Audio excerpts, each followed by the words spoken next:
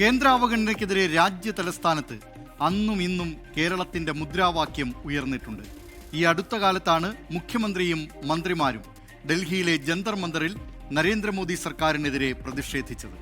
പറഞ്ഞു വരുന്നത് 60 വർഷം മുമ്പ് ഡൽഹിയിൽ നടന്ന ഒരു സമരത്തെക്കുറിച്ചാണ്.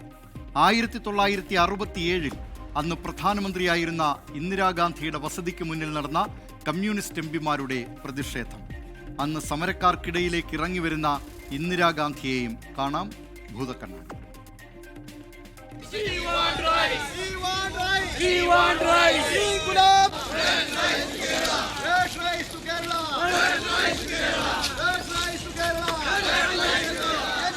അരി തരൂ സർക്കാരെ എന്ന് മുദ്രാവാക്യം വിളിച്ച് പ്രധാനമന്ത്രി ഇന്ദിരാഗാന്ധിയുടെ സഫ്ദർജംഗ് റോഡിലെ 1-ാം നമ്പർ വസതിയിലേക്കായിരുന്നു ആ പ്രതിഷേധ മാർച്ച്.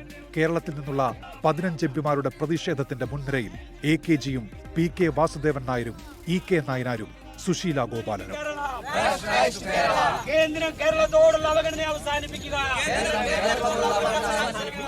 കേരളം ഗുരുതര ഭക്ഷ്യപ്രതിസന്ധിയിലേക്ക് നീങ്ങിയ സമയത്തായിരുന്നു കേന്ദ്രത്തിനെതിരെ ഡൽഹിയിലെ ഈ പ്രതിഷേധം. കേരളത്തിന് അർഹമായ അരി നിഷേധിച്ചെന്ന് ആരോപണം.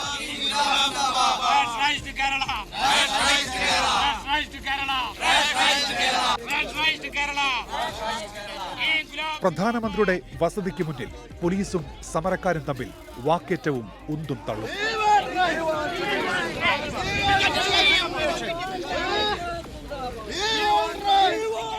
ഇടയ്ക്ക് റോഡിലിരുന്ന് മുദ്രാവാക്യം വിളിച്ചു നൽകുന്ന EK നായനാരെയും കാണാം. പോലീസ് തടഞ്ഞെങ്കിലും പിന്മാറാൻ നേതാക്കൾ തയ്യാറായില്ല. പ്രധാനമന്ത്രിയുടെ വസതിക്ക് മുന്നിൽ AKG ഉൾപ്പെടെ കുത്തിയിരുന്ന് പ്രതിഷേധിച്ചു.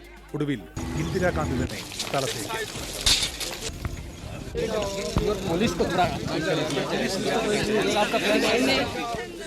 ചർച്ചയ്ക്ക് തയ്യാറെന്ന ഇന്ദിര. ചർച്ചയല്ല, അരിയാണ് ആവശ്യമെന്ന് എംപിമാർ.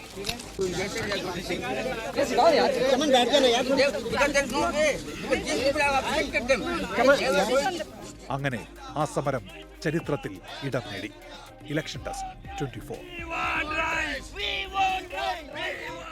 ലോകത്തെവിടെയായാലും ഏത് സമയത്തും 24 വാർത്തകളും ഓഗ്മെന്റഡ് റിയാലിറ്റി പാക്കേജുകളും എക്സ്പ്ലെയിനറുകളും വിശദമായി കാണാൻ ഞങ്ങളുടെ YouTube ചാനൽ നിങ്ങൾക്ക് സബ്സ്ക്രൈബ് ചെയ്യാം.